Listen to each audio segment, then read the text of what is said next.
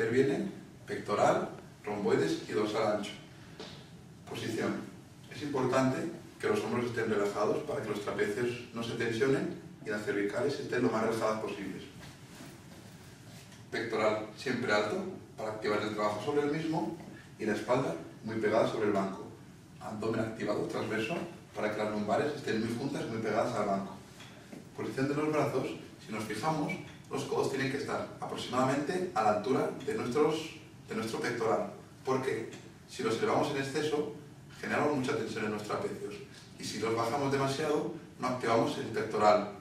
Con lo cual no habría una buena ejecución ni del ejercicio ni del trabajo.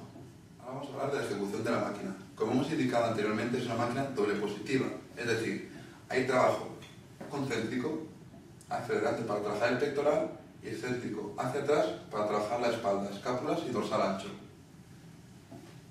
Hay que tener en cuenta, como siempre, el bloqueo articular.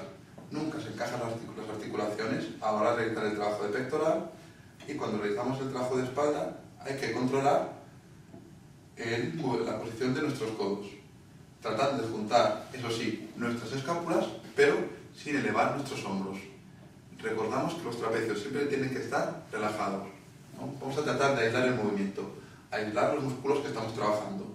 Recordad pectoral, recordad espalda, escápulas, dorsal ancho hacia atrás.